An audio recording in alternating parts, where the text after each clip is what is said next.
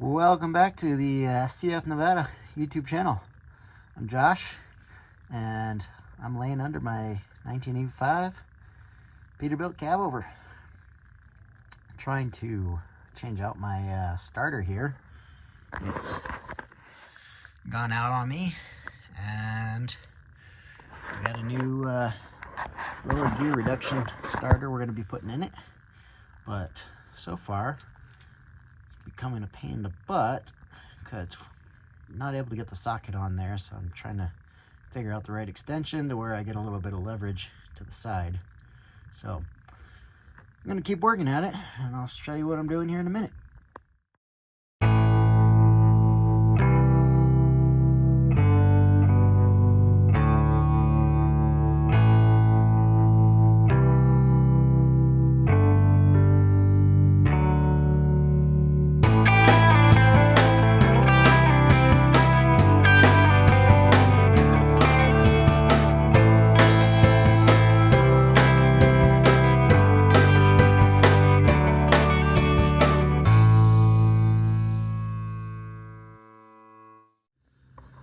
So, I don't know if any of you guys have ever been in this position, but this 8-valve 92 Detroit motor, the starter has to come out of the bottom.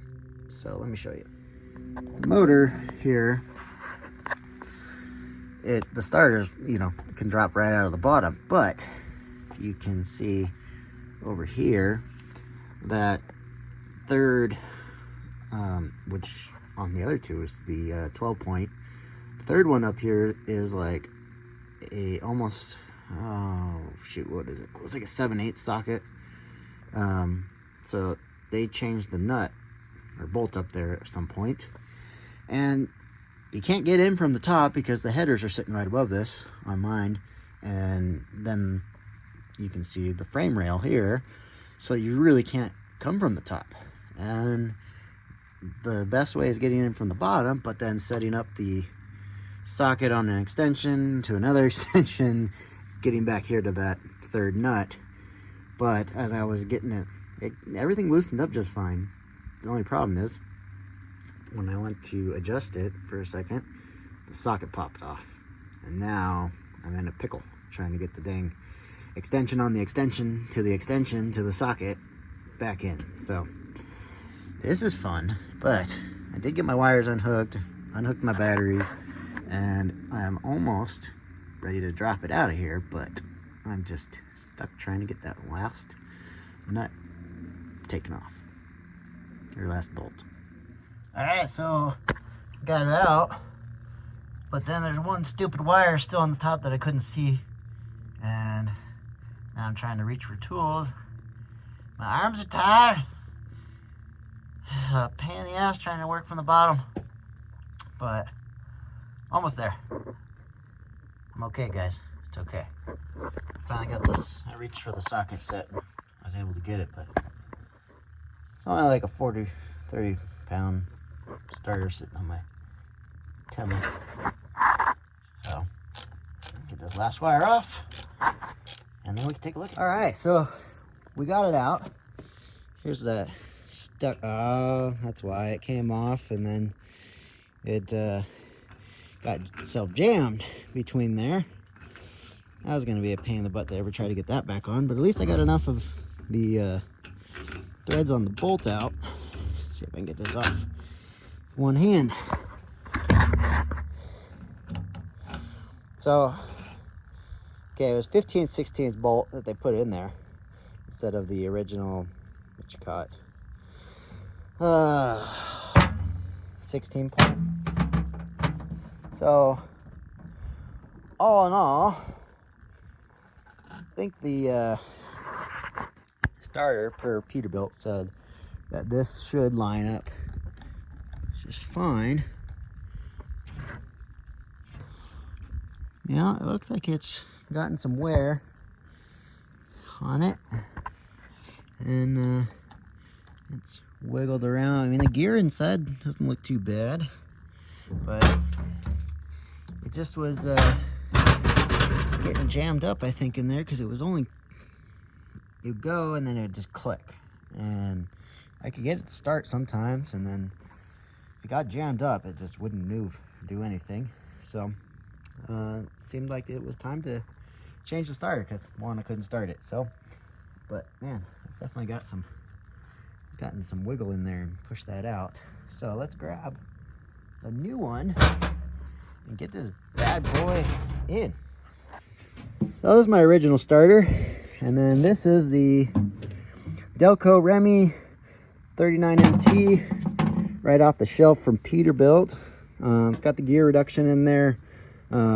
This is supposed to bolt up and match up right to what is in the truck right now, which, I mean, those look pretty close. Definitely a little bit different on the nose end there, which is pretty standard for a gear reduction. Does have the extra, I think they call it a relay switch, magnetic switch, that I don't believe is on this one, but they said it still should be fine wiring it up. I believe this is for the directions here. Should only have to rebolt all that stuff on there and should be as good as new. All right, finally got it in, or at least starting to get it in. At least the new starter, they made a lot more room, user-friendly, to get this thing bolted in here, because I had to use a few extensions and adjustments on the other one, and it was hard to get the socket on in here. But on this one, at least once you get it going, there's room for the socket to fit in there, because otherwise it's just a pain in the butt. So just gonna get these last bolt in, tighten them up, and then bolt on the wires back on, connect my batteries back up, and then we can give it a little test.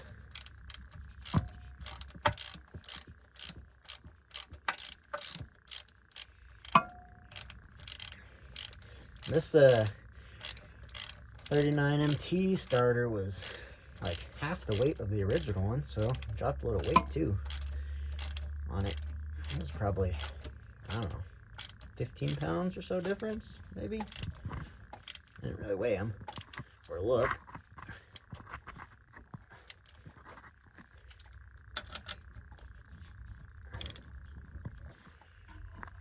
All right,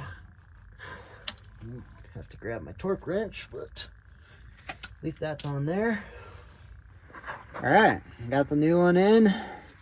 Got our wires all bolted back on, and got our bolts all in finally, and ready to wire up the battery back up and try it out. Okay, I got our batteries hooked back up. Now it's time to try her out. Now, if I did this correctly, as my lights are coming back on, it should start. Ooh, that sounds like it got a heck of a lot more power.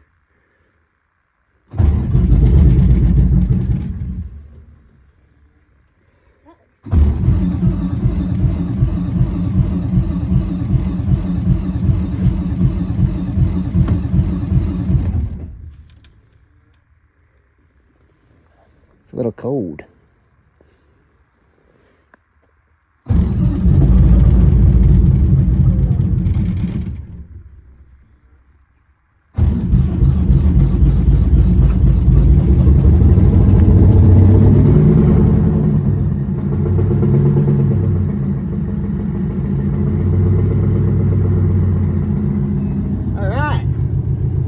I did something right.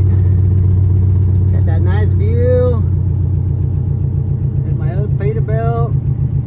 Everybody complaining about my drop visor being too low. You can't see anything.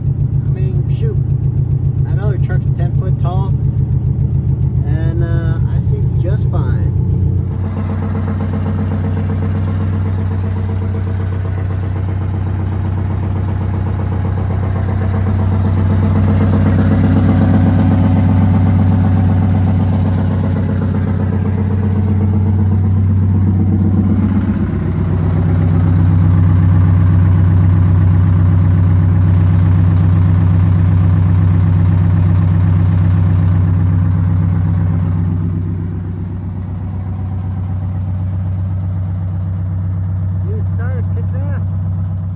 right, so we got that 39 MT 12 volt Delco Remy starter put in. We got our old one out. This thing, it's a beast, it's a heavy one, but the Delco Remy does bolt right up to our 8 valve 92 Detroit motor. It was a lot lighter, so installing that, you can see back up in there, was kind of a pain on this setup because everything had to come out from the bottom. There's that one bolt on top, and with the frame and the headers on the motor and everything, like there's just no room. Even if I were to tilt the cab, there was no room to work in there. Yeah, you might be able to see a little better, but I would still have to come in from the bottom. There's just not a lot of room on my truck from the top there. So, but that one bolt, it at least they all came out pretty easy. The started right up. It's, I mean, shoot, it's got a lot of torque. It step back so you guys can see the cab over. It started right up, no problems. So I didn't screw up my wiring going back on. Everything came right off, and then it does have a little directions in there. There's like 3 options, A, B, and C, of, you know, if your starter has other wiring configurations on there. Mine pretty much just went right off, went back to the positive, negative, and the switch on top, and no issues. So sweet, we're done with that. It's not something I was trying to do today. I'm actually still cleaning up the stacks here, polishing them, and because I did cut them to size the other day, so that should be the next video coming. Get these stacks back on, and next thing will be the what you call it, turn signals. I'm gonna paint these up and rewire that back up, and then the bumper can go on, and then we're into servicing and fluids. Another reason why I had to get this starter fixed and back on is that we're working on the lowboy trailer. Since this thing's been down, we ordered up a whole new bushing kit. We needed to replace all these wonderful bushings, which I've been filming some of this. Also have a few wheel studs that broke. So we are working on that right now. Full bushing replacement for all the axles and the walking beam. And then we are also doing, we're trying to get some brake shoes right now, as this one needs new brakes on the inside. I think whoever owned it before me, it looked like they changed the outside ones, but they didn't do the inside, which I get it. It's a pain in the ass, pain in the butt, to expand the trailer. So we're trying to find some shoes, match replacements for these right now, and we're just gonna swap them, because since we're already changing the studs, might as well change the brakes, since the whole thing has to come apart. On these old drums, hub, everything has to come off to get to the studs. So you're gonna open them up, might as well change that, and put in a new wheel seal and everything. So trying to slap it all back together brand new, essentially. But bushings, oh, and then we also got all new U-bolts going on here, because the ones on this back axle were completely wrong. And then we found on the one side, on the other side, or on the driver's side ones, it was missing some of the 3/4 inch U-bolts. So glad I just ordered a whole new kit. We're just cutting them off, putting brand new ones on. This thing, other than once we get it all done, slap some more paint on here, or new paint on here, and this thing's gonna be like new, essentially. And then I'll eventually mill up some new boards for it too. But yeah, this back end will be almost new once we're done. And then I know you guys been, a few people have asked, at least, and commented on what are we going to do with this cab over. And going back from my original video, the walk around, this is the truck that has my Cozad lowboy ramps on it. So this is going to be going back to work as a equipment hauling truck, and I'll use it for hauling hay as well. So that's my plan. Get this thing back to work and use it with that low boy.